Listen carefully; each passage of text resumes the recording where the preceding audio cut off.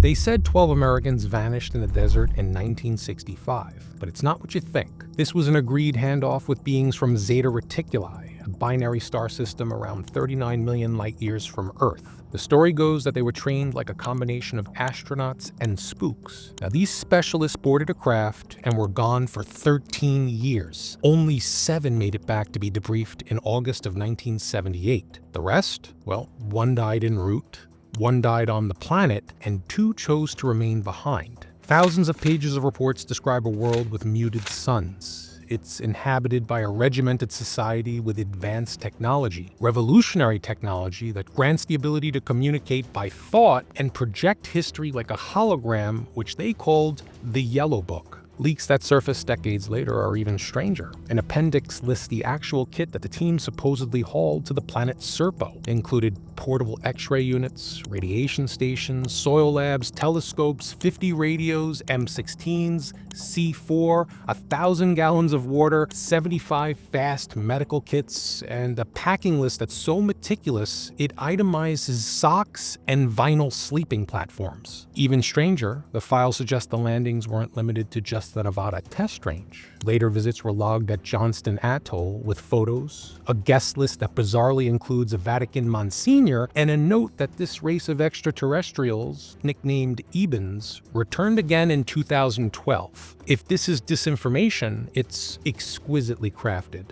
and that alone is noteworthy. On the other hand, if it's true, we've been running some kind of off-world exchange program in plain sight. I'm John Genoa, and this is America's Strangest History. Tonight we're following the breadcrumbs: training curricula, gear manifests, presidential briefings. How about whistleblower emails? Some of these details don't behave like myth. This is Project SERPO. It's a human-alien exchange program that the government won't confirm and the internet can't seem to agree on. Stay with me. The documents call them Ebens, short for extraterrestrial biological entities. According to the Project SERPO logs, they weren't invaders, they were our partners. The earliest descriptions trace back to crash recovery files that purportedly followed the 1947 Roswell incident. The beings recovered there, small, gray-tan, and hairless. They were cataloged under the new code EB1. Now, over the next decade, a single survivor was said to have taught American scientists its language. It's a tonal sequence of chirps and vowel bursts that technicians converted into a keyboard of 48 symbols. Now, by the mid-1960s, the communication barrier had been solved well enough to plan an exchange. The Ebans came from Zeta Reticuli too. Now, their homeworld, SERPO, orbited a faint orange sun. The atmosphere was thin and dry, and daylight was half as bright as Earth's. Its people lived in dome cities connected by underground tunnels to escape the radiation storms from their unstable star. Physically, the Ebans were about 4 feet tall. They were long-limbed, with large eyes that shifted from black to amber under different light. Now, their skin carried a translucent sheen, almost reptilian. They breathed a nitrogen-oxygen mix, but preferred warmer temperatures, about 110 degrees Fahrenheit. Hotsy-totsy. Socially, they were a hive culture. No crime, no money, and a strict hierarchy. Individual identity meant little. Duty was to the collective, and it meant everything. Their technology looked simple: smooth, organic shapes with no visible switches, but operated through thought-responsive interfaces. Machines obeyed intention rather than command. The SERPO exchange reports claim that the Ebans' medical science blurred the line between biology and engineering. They could clone limbs, store memory in crystalline gel, and translate emotion into color through the walls of their dwellings. Meals came as nutrient spheres that dissolved on contact with saliva. The Ebans sleep only 2 hours a day, aided by an electrical pulse through the temples. Most unsettling were the accounts of the Yellow Book. I mentioned it earlier. It's a table-sized cube that, when activated, projected scenes of cosmic history like living holograms. The Americans allegedly watched entire civilizations rise and fall inside its light. Now, whether they saw prophecy or illusion, the transcripts don't say. Now, if even a fraction of this was true, the Ebans weren't visitors in the flying saucer sense. They were an older branch of humanity that took a different evolutionary path and returned to check on our progress. That's how several of the leaked pages frame it. They call us cousins who forgot the lesson. Whatever they were, the Ebans offered something no one in Washington could refuse: a trade. 12 volunteers, one-way trip, 13 years off-world. According to the SERPO briefings, the handoff happened at dawn on July 16, 1965, inside the restricted Nevada desert near Groom Lake. Now, that's the same coordinates later linked to Area 51. Witnesses describe a pale silver craft the size of a two-story house resting on 3 magnetic pylons. 12 volunteers, all military but from different branches, stood in heat suits and blackout visors, while a small group of Ebans chirped instructions in perfect English learned through their captured comrade, EB1. Remember him from Roswell? Each volunteer carried 2 dog tags, one for identification, one for biometric monitoring. They were dosed with anti-radiation meds, they were fitted with oxygen converters, and they were told the trip would take 10 months of Earth time, but it would feel instantaneous. Their destination was the Eben world orbiting Zeta Reticuli 2. Inside the craft, the records say gravity vanished. A humming vibration passed through their bodies, then everything stopped. The next conscious moment, they were standing under an amber sky on a planet with twin suns, one bright white and one faint orange. Radiation levels required them to wear full suits for weeks until their bodies adjusted. The SERPO transcripts, if authentic, read like a mixture of expedition log and a feverish dream. The Americans lived in a prefabricated Habitat 1 complex composed of 10 pods connected by tunnels. According to the SERPO exchange documents, the leaked mission reports describe the volunteers' daily existence as a strange blend of military order and anthropological fieldwork. The American living arrangements in Habitat 1 were air-conditioned at roughly 110 degrees Fahrenheit.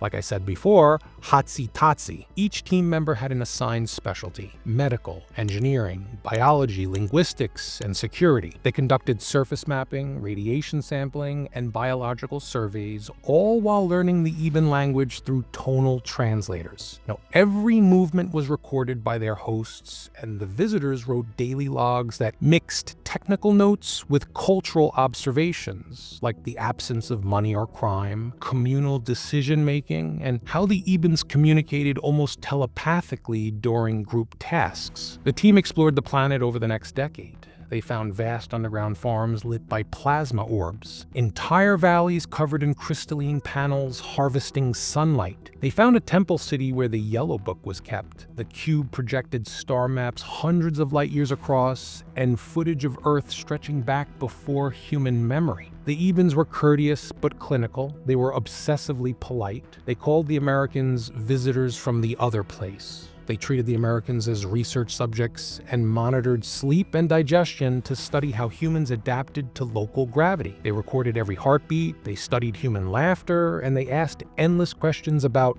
war behavior. When one volunteer played the guitar, the Ebans stopped everything they were doing to watch. The logs simply note, they seemed moved, but couldn't understand why. Food consisted of nutrient balls and protein liquids. Attempts to cultivate Earth's plants failed. The food spheres tasted like chalk, and they were given a luminous drink that replaced sleep. Days were 43 hours long, and the light never truly faded. The Ebans often gathered to watch the team's daily routine. I'm talking meal times, guitar music, or prayer. They watched it with a quiet fascination. They attempted to mirror human expressions without fully grasping them. One crewman reportedly died from pneumonia brought on by heat and limited oxygen. Another was killed in a vehicle accident near a power array canyon. The burial rites were performed jointly by both species, and the Ebans preserved biological samples for study. 2 members chose to remain on SERPO when the recall order arrived. The accounts say that they had formed deep bonds with local families. They claimed to feel spiritually closer to creation, and they feared Earth's bureaucracy would erase what they'd experienced. When the 8 survivors returned in 1978, they were physically older, their vision hypersensitive, and their journals heavily redacted. Those pages, half expedition report, half existential diary, are the only glimpse we have of how 13 years on an alien world turned explorers into relics of a secret that the government still won't acknowledge.